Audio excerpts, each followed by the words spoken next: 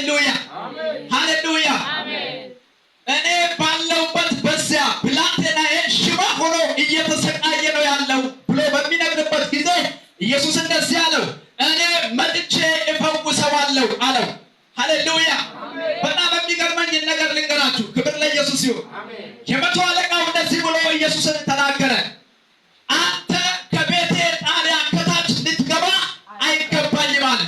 አንተ ቃል ብቻ ተናገር፣ ብላቴናዬ ምን ይሆናል? ምን ለማለት እንደፈለገ ነግራችኋለሁ። ክብር ለኢየሱስ ይሁን። ከዛ በኋላ የመቶ አለቃው ምንድን ነው ያለው? እኔ ለሌሎች ተገዥ ነኝ አለ። ከኔ በታች ደግሞ ጭፍሮች አሉ አለ። አንዱን ና ብለው ይመጣል፣ ሌላውንም ሂድ ብለው ይሄዳል። ባሪያዬንም ይህን አድርግ ያደርጋል። ሃሌሉያ። የመቶ አለቃው በዚህ ስፍራ ስለ ራሱ ያወራው እያንዳንዱ ምሳሌ፣ እያንዳንዱ ያወራው ነገር ኢየሱስን ለመግለጽ ፈልጎ ያወራው ነገር ነው። ሃሌሉያ። እኔ ለሌሎች ምንድን ነኝ? ተገዥ ነኝ አለ። ከኔ በታች ምን አሉ አለ? ጭፍሮች አሉ አለ። ክብር ለኢየሱስ ይሁን። የመቶ አለቃ ማለት ለመቶ ሰዎች አለቃ የሆነ ሰው ማለት ነው። 10 አለቃ ማለት ለ10 ሰዎች አለቃ የሆነ ነው። 1000 አለቃ ከሆነ ለ1000 ሰዎች ያ ሰው ምንድን ነው? አለቃ ነው። ክብር ለኢየሱስ ይሁን። በሱ ስር 1000 ሰዎች አሉ ማለት ነው። መቶ አለቃው በሱ ስር 100 የሆኑ ጭፍሮች አሉ፣ ወታደሮች አሉ። ከነሱ መካከል አንዱና ብለው ይመጣል፣ ሌላውንም ሂድ ብለው ይሄዳል። ባሪያዬንም ይህን አድርግ ያደርጋል። እኔ የመቶ አለቃ ነኝ። በመቶ ሰዎች ላይ የምናገረውን እነሱ ይፈጽማሉ።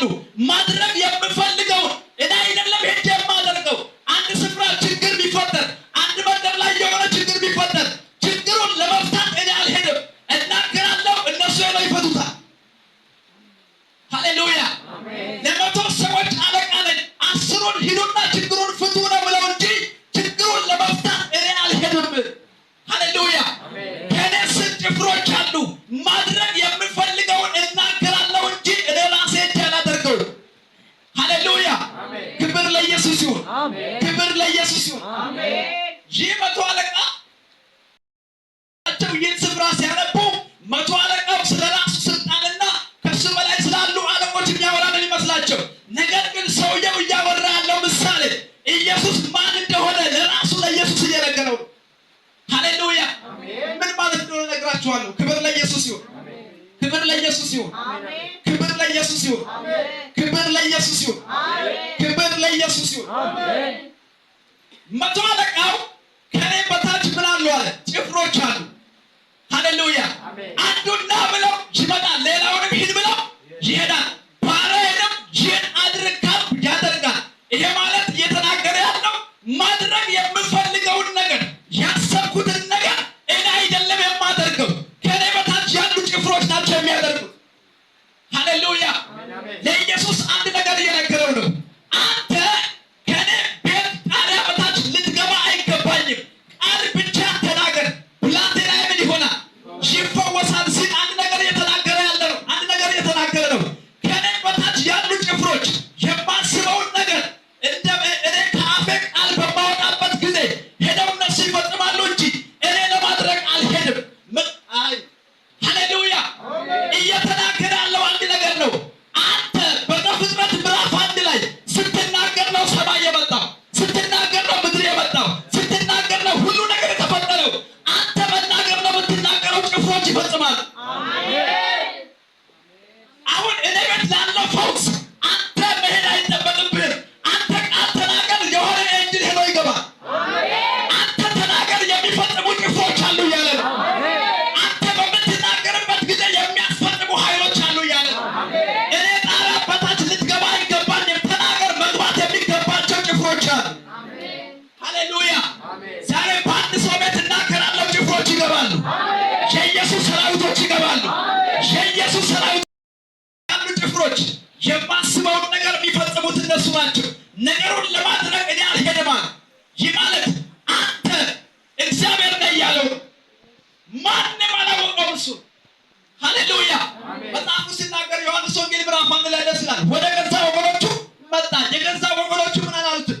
አልተቀበሉትም። አልተቀበሉትም ማለት ኢየሱስ እሱ ክርስቶስ እንደሆነ አልተቀበሉ ማለት ነው። ኢየሱስ እሱ የእግዚአብሔር ልጅ እንደሆነ አልተቀበሉ ማለት ነው። በሌላ